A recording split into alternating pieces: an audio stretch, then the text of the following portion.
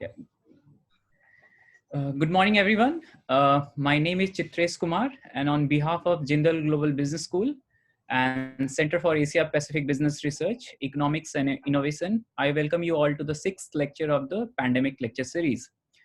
Before we go ahead, I request you all to kindly ensure that your microphones are on mute. The title of today's lecture is Logistics and Supply Chain Issues in Australia During COVID-19. The lecture is being presented by Professor Russell G. Thompson. Professor Thompson is an associate professor in transport engineering at the University of Melbourne, Australia. He has a bachelor's degree in mathematics from RMIT University, master's in transport engineering from Monash University, and a PhD in transport engineering from the University of Melbourne. For the last 20 years, he has been involved in numerous local freight studies, including Melbourne's freight movement model and the Victorian Freight and Logistics Plan. Professor Thompson is a team leader of the Volvo Center of Excellence in Sustainable Urban Freight Systems and Vice President of the Institute of City Logistics based in Kyoto, Japan. Currently, Professor Thompson is actively involved in several urban freight projects in Melbourne and Sydney, including high productivity freight vehicles, urban consolidation centers, and loading dock booking systems. He is currently conducting research studies in investigating the benefits of the physical internet, parcel lockers, logistics sprawl, collaborative freight systems, road pricing, urban consolidation centers, and multimodal freight system. Professor Thompson has also contributed to a number of international studies related to urban freight, including the European Union's Best Urban Freight Solution Project and the OECD report on urban distribution. He has co-authored over 10 books and 130 refereed publications. Professor Thompson recently co-edited the book City Logistics, Mapping the Future. The book presents a range of innovative solutions to increase the efficiency and reduce the impacts of freight in cities. Further, I request Professor Thompson to go ahead with the webinar. Once again, I request all of you to kindly ensure that your microphones are muted during the webinar. Kindly send your question via the chat window. We will be taking the questions by the end of the webinar during the question and discussion time. Over to you, Professor Thompson. I hope you can share this screen. Yes, Professor. Yeah, Professor Thompson, we can see your screen now. Oh, excellent. Thank you very much. Thanks. Well, thank you, Chitresh, for the invitation to present. So I wanted to share some views about Australian and how we've handled the pandemic, this terrible pandemic that's hit the world, and how we have been able to do that in Australia. So I'd like to share some ideas and the different activities that we've undertaken to try and relieve the effects of this pandemic, this terrible pandemic that has affected the world. So just as an outline, first of all, I'd like to talk about the timeline that we have and how that affected, particularly talking about the effects on freight and logistics in terms of container trade. And then I'll talk about the surge that we had in demand. We'll talk about vulnerable supply chains, road congestion, increase in e-commerce that was a result of the pandemic, the exemption from state border closures that was also undertaken. We talk about the management of traffic in cities where we have truck curfews lifted. And we talk about how the government has increased its expenditure on infrastructure, particularly relating to freight. We also have air freight network established, and I'll talk about an international freight assistance mechanism that we've set up in Australia to handle the freight movements in and out of our country. And then finally, a summary with some additional information. So first of all, the timeline. Of course, this pandemic is very recent, and still effects are being widespread around the world. In fact, that in Australia, in the world, actually, this was declared a pandemic in early March, the 11th of March. In Australia, we had a national cabinet formed, which is an association of the state premiers and the Prime Minister, and also some health experts formed a national cabinet to actually handle this crisis. On the 18th of March, the borders were closed in terms of personal travel leaving Australia. And then we found in late March, actually, there were some very strict rules to actually in place to stop the spread of the disease in terms of restricting activities. And on the 29th of March, we were in lockdown in Australia and forced to stay inside, apart from essential travel, and gatherings limited to 2 persons. And so right through April and to early May, these restrictions stayed in place, and that they were able to be lifted in early May and we're now about 1 month through the restrictions being lifted. The first stage was to actually have a small number of people in our households and a small number of gatherings outside. This is increasing as we moved into June, and we're now progressing to allowing the movement of people and the gathering of people up to 50 patrons in later this month. So, but importantly, that in terms of freight and logistics, that importantly that construction and building projects, as well as freight movement and the supermarkets and shops were kept open during this period. And so this is very important, seen as very important for actually allowing the economy to function, but obviously basic food and necessities were required, but importantly also that the building and construction industry was able to keep going during this period. Just looking at container trade in terms of the effect that this pandemic has had on container trade, this was actually the Port of Melbourne. We see that there has been a slowdown in terms of the containers arriving and also being dispatched. So the Port of Melbourne, a marked slowdown in April, which was our difficult period of lockdown. Obviously this was widespread around the world at this stage of the pandemic. We're down by about 10 or 11%. And so this affected both imports and exports, and the empty container throughput is also down considerably. So more information can be found at our Port of Melbourne website, which gives information about the updates of the different effects that the pandemic has had on the flow of containers, particularly in the large container port of Melbourne. In terms of demand, there was a surge in demand, particularly at supermarkets in our urban areas, in our major cities. And so we found that this was actually panic buying and in essential foods, and as well as face masks and hand sanitizer was actually being increased, and shortages were experienced. And so this introduced some rationing in many cities, and the government was actually, and the retailers were rationing these with large queues developing in the cities. And so we found that, yes, certainly this reaction to the pandemic in Australian cities was severely orientated towards food and toiletries, particularly, as I said, the face masks and hand sanitizers, as well as some staple foods. Our Prime Minister tried to address this issue by making a statement, a serious statement here, that we should stop hoarding. And this was seen as very bad behaviour.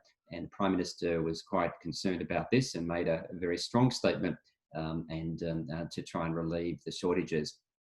And of course, this led to some abuse of retail staff and some violence as shops introduced limits on the amount of goods that could be consumed. In particular, one very anomaly and unexpected behaviour was the interest and demand in toilet paper. Toilet paper was actually, we were sort of worried about why this was seen as a shortage or essential item in terms of the amount that people were buying. But we were told that it was a reaction of people as they're concerned to try and take control or make them feel more secure.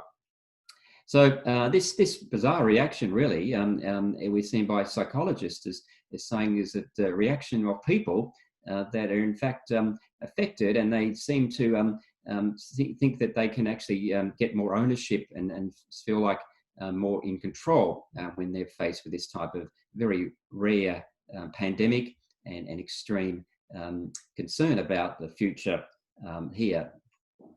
So we can see some images now of the supermarket shelves where the supply of toilet paper in this case was depleted, and this was a big problem for for the retailers in trying to make sure they can provide adequate amount. We can see queuing behaviour here in a supermarket, so this illustrates the sort of type of panic buying that occurred in late March and throughout early April. And we find that vulnerable supply chains in Australia, we're an island nation, so we're very dependent on imports for a lot of our commodities. And we realised that we've only got one factory in the whole country that was able to manufacture, was manufacturing medical masks. So this actually made our supply chain very vulnerable to, of course, international demand rising for this as well. So we were exposed to this, and we learned that actually earlier on, as the pandemic was in China, and large numbers of infected and concerned populations in China, we found that this actually occurred with the Chinese state companies actually employing people to run out and buy some of these medical masks and protective clothing and send it back to China. So this actually compounded our problem by actually people sending back to China, in this case, the protective gear that we would require.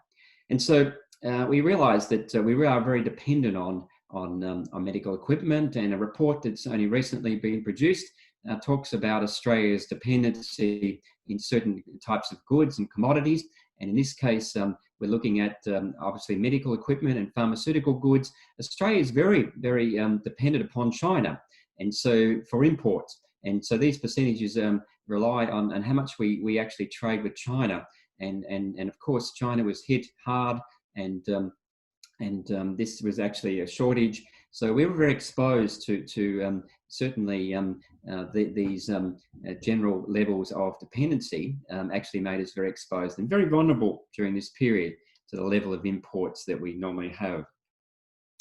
We also had a reaction in terms of road congestion. Obviously, during the lockdown, when we were told not to go out, to stay at home, traffic levels within our cities dropped considerably. And so right through late March in April, the traffic volumes were very low. And this was good in terms of easing congestion for freight moving in and around our cities. And this was a good outcome in terms of the cost of moving freight around our cities. And this graph illustrates the daily profile of demand in our state.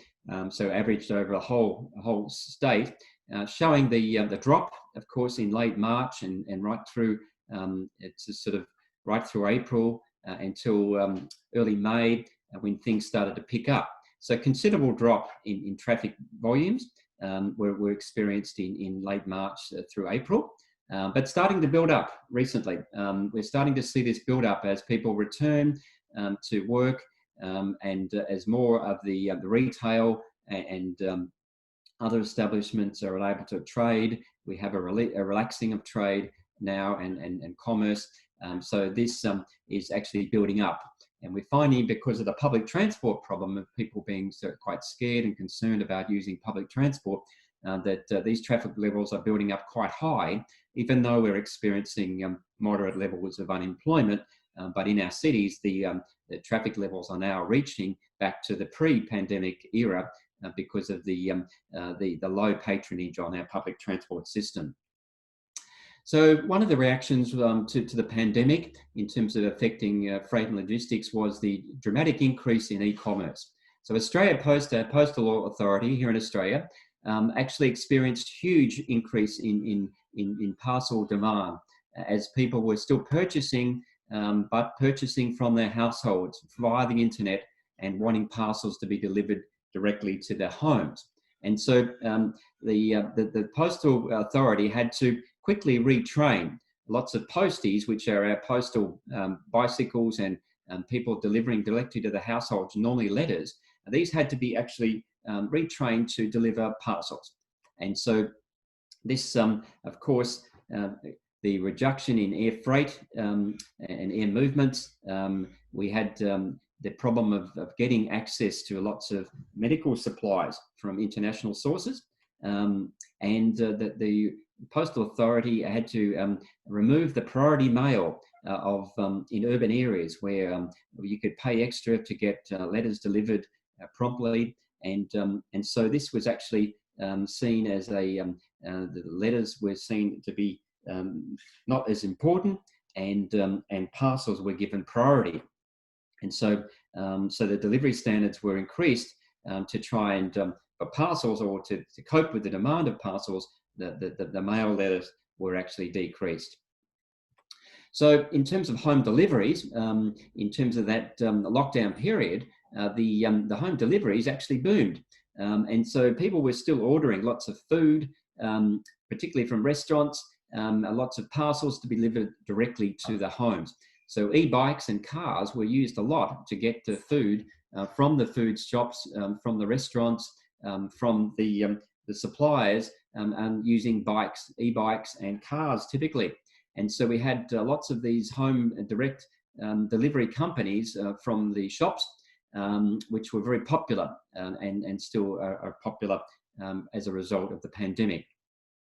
And also online marketplace, one of our local ones, Kogan, is actually experiencing record growth during this period, and with the sales in April and March soaring over 100%.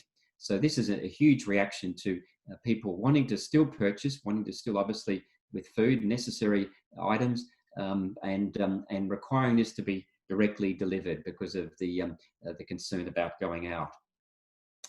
One of the important issues associated with freight, we have a large nation and many states that in fact we have borders, and the borders were closed and still are in some states, not able to enter the states of Queensland, Tasmania, South Australia and Western Australia, and so for personal travel.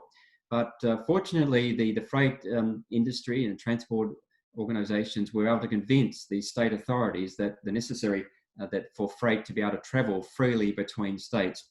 And so this relieved a lot of the particularly concerns for food and other essential items that travel between our states to allow our economy and to function. And this actually eased a lot of our pain through this pandemic. We also know that the whole lot of services were tried to keep going, and of course to get fresh produce from certain regions of Australia, it was very important to keep these borders open. And of course, our ports providing international access, our airports and our seaports were providing very important operations for ensuring that we could still receive lots of the goods that were required for our economy. We also had truck curfews lifted. A lot of the work that I'm interested in relates to urban distribution and city logistics. And this last mile or last kilometre is a very important aspect. And we found this was it came to prominence. But a lot of the peak surge in food and medical products, it was necessary to lift the curfews that typically operate, particularly where retail areas are very close to residential areas. There's typically curfews in terms of not allowing deliveries to these shops, these establishments, or from and to warehouses between 10 p.m. in the evening and 7 o'clock in the morning. But these were lifted to allow freight to be able to service these surges in demand. And so the noise and impacts from residents were actually that are normally a concern. The government decided to alleviate these curfews, to lift them and allow trucks to operate 24 hours a day, 7 days a week. So this was important to maintain that supply of goods typically in the supermarkets and other shops, as well as directly to the homes, to be able to deliver for a wider period. And so this was seen as a very important issue to allow the effect of any surges to be not as bad, and to stop that panic buying, or to try and discourage that by having regular supplies into the shops to be able to satisfy that demand. So that's important that those curfews were lifted, and they still are lifted.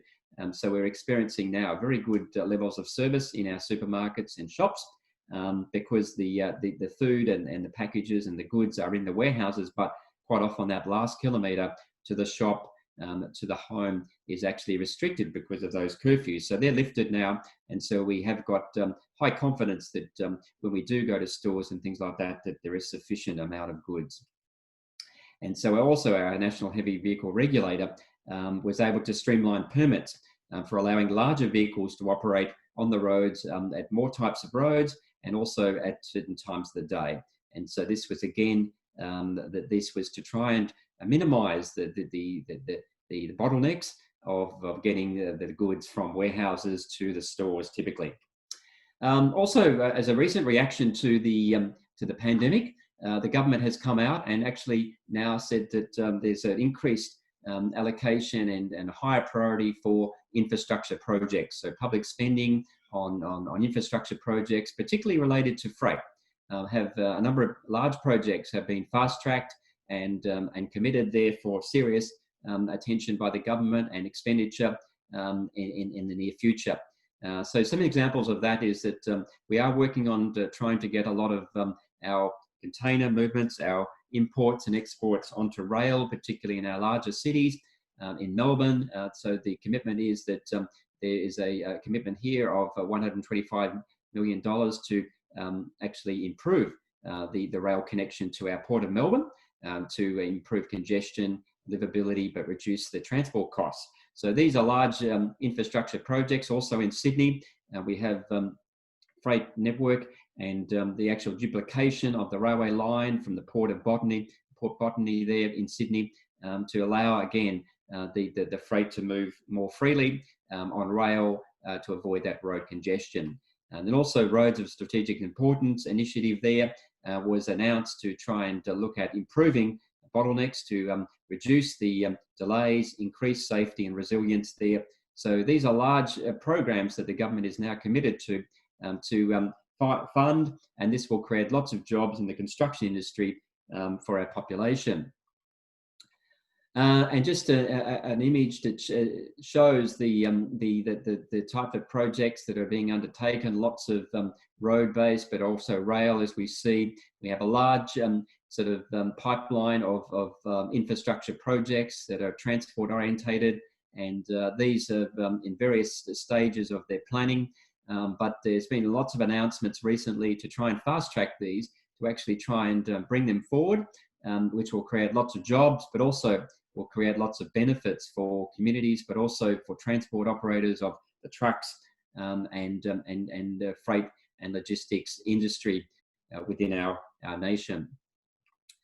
Our air freight network, and one of the big effects of the pandemic has been the decline and almost elimination of air travel. And so this was seen as a very big impact for freight, because a substantial proportion of the air freight travels on passenger planes. And of course, with concerns about actually picking up the virus and spreading the virus and not moving between states and between countries, air traffic has actually plummeted. And this also reduces the capacity of air freight and moving within and in and out of our country. And so the government announced initiatives to try and look at how that could actually be relieved, because of urgent items such as medical items. Of course, we require fast forms of transport, and air is ideal. So this was seen as a large concern. So basically we come up with a scheme that allows a very basic network of air traffic to be maintained. And the government has been investing in providing a very skeleton, a very core service for air movement between our major cities and to and from our major international cities, to allow that medical supplies and other urgent goods can actually reach our consumers.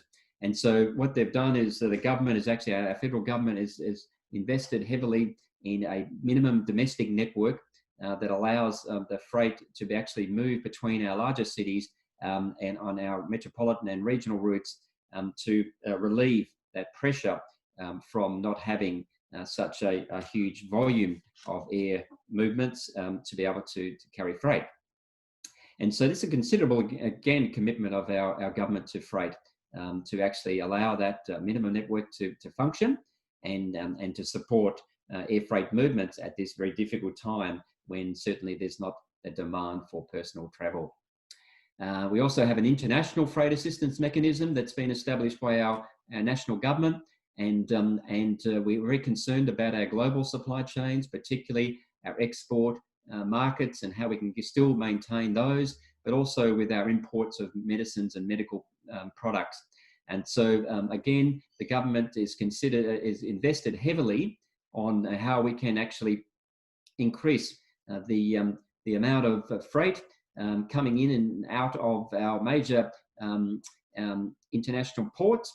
And it's done this by nominating 15 designated freight forwarders and air traffic service providers to provide a network, a guarantee that will function and will allow this movement to still occur in an area where the markets and difficulties, constraints, so to allow these to be viable.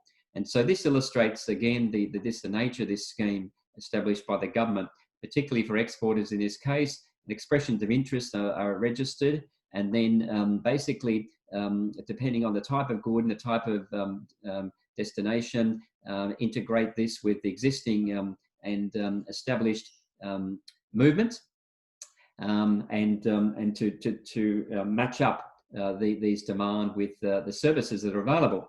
And so this is interacting with these nominated carriers and nominated transport providers and ports, and to try and do this in a systematic way. So the information can be seen in this link in terms of being able to provide that service, that guaranteed service at competitive rates to allow our particularly agricultural and other exports to be actually able to reach their final customers in the international markets. In summary, this pandemic has been very challenging for freight and logistics. It certainly, for our country, Australia, has exposed and made it very clear that our exposure from international supply chains is very real. We certainly have a slowdown, and we've had to establish these schemes to maintain a flow, to maintain guaranteed access for goods for our customers. We also have to have a very flexible postal system, which is, as I said, reorientated towards parcels from letters. It also highlighted the importance of the last mile to actually getting the goods into the house and getting the goods into the supermarkets. A major challenge, and the government's had to be very proactive and very flexible with introducing new laws and new initiatives to try and promote efficient ways of doing that, particularly with curfews. As I said, they were lifted, and certainly with home deliveries, allowing those to occur at various times. And also investment by government. So those freight initiative programs were very much initiative of government, but required government funding. So our government has been very supportive in terms of investing in these access schemes, these facilitation schemes which allow our goods to move in and out our country and within our country, and to maintain that core network, but also to invest in infrastructure projects at this time, which can be largely beneficial for our freight industry and for our freight and logistics. And so additional information, if anyone's wanting to follow up on any of the initiatives that I've talked about, any of the issues that I've covered, I'm providing a list here of sources of information. Our Australian Logistics Council has been very actively involved in lobbying governments, working with industry, trying to find out what the real issues are, and has led a number of initiatives that I've talked about. So there's lots of information there about how they worked with the private and public sector to come up with these initiatives to address the real concerns of business and industry. In Victoria, the state where Melbourne is, we have a Freight Victoria authority, and this is our state government, and they've also have a number of initiatives that are documented on that website. We also, the retailers in our shops have an association, and they've been working actively with governments to ensure that the food and other essential items are available and in good supply. And then finally, in terms of infrastructure, our federal government authority has been coordinating a number of initiatives that I talked about to try and fast track, to try and promote initiatives which can certainly help promote more efficient, safe, reliable freight networks. And so lots of these infrastructure projects particularly have actually come through and been fast-tracked and reprioritised and encouraged, and these commitments have been made by our federal government. So more information can be found at that website. So thank you very much for the opportunity to present at this time. It's a very challenging time, this terrible pandemic, and hopefully these initiatives will be able to help us understand more about how freight and logistics, and overall I think that freight logistics has grown in importance in Australia. People are recognising the importance of it and the essential nature of it. So it's been very good for to actually raise the profile of freight and logistics. More people are now interested in it, they recognise it and they appreciate it. And so hopefully with the partnerships between government and industry, as I've illustrated, that we can reduce the effect of this, this terrible pandemic. So thank you very much again for the opportunity to share. Thank you, Professor Thompson, for such an informative presentation about what is happening across the Australian continent. Before we go ahead, I would like, if people have questions to be asked from Professor Thompson's, they can either write in the chat window, or they can simply ask us to unmute their profile. What I will like to ask are, there are two questions which I will like to ask. One is that considering that Australia is a very highly urbanized, I will rather say hyper urbanized country. 85% of the population lives in just 5 or 6 urban centers. So this gives a very focused approach the Australian government needs to follow in terms of containment of the pandemic. Whereas it gives a very unique problem of that if you want to have any focused approach, the chances of having a community-based transmissions are very high. So in those cases, while city logistics can be implemented in a more easier manner, at the same time, city logistics might be a player to spread the pandemic at the community level. So did Australia face similar kind of problems, or they were able to manage this thing? Thank you. Yes, look, in terms of, we are a very urbanised nation, as you said, most of our population living in a small number of cities, and so the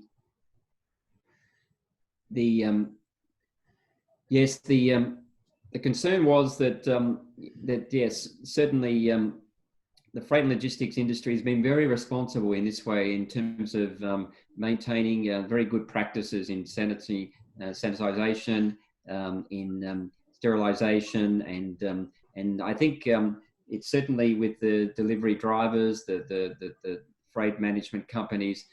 Certainly, there has been some isolated cases where there was actually spread by delivery company, but this was quickly overcome. And so I think the freight industry is raised to the level and really raised to the challenge of showing their professionalism with being able to respond very much in a way where minimizing any risk of exposure from delivering these goods. And so yeah, I think it hasn't been a major problem that city logistics, because of the essential nature of food and water and other important goods, that the drivers, the transport companies have been able to show a lot of professionalism, and a lot of quick new standards were developed in terms of hygiene and to make sure we didn't spread the virus.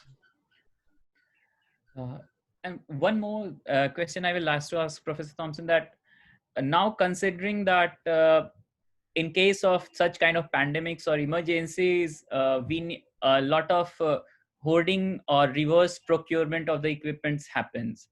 In this regard, is Australia thinking about developing these supply chains indigenously in terms of pharmaceuticals or personal protection equipments, or essential commodities which are required during a time period of emergency, or they're still looking towards having more resilience in terms of creating a global supply chain which is robust enough, or they are thinking of bringing everything in-house in terms of all these essential equipments?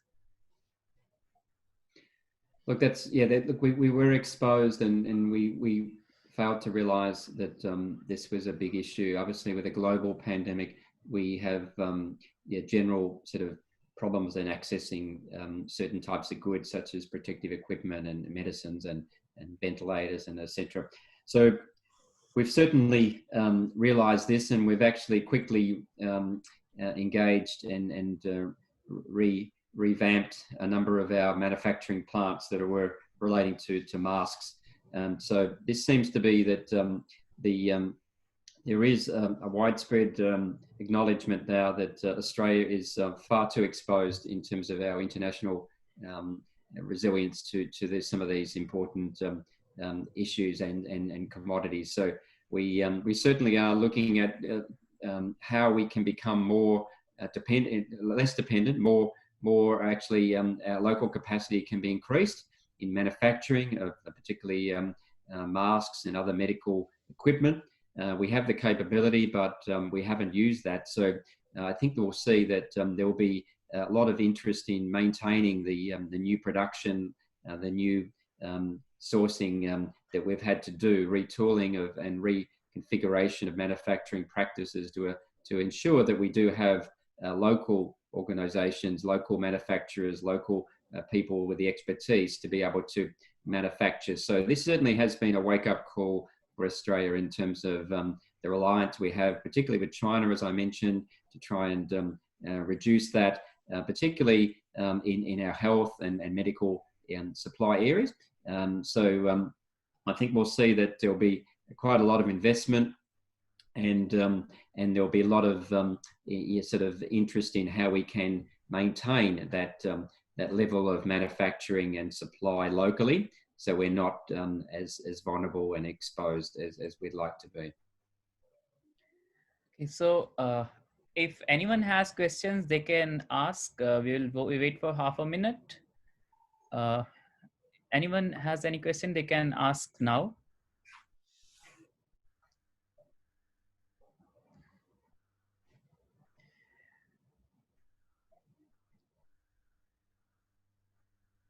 Okay, then we will thank you, Professor Thompson, for giving us your valuable inputs and taking your time out from the busy schedule.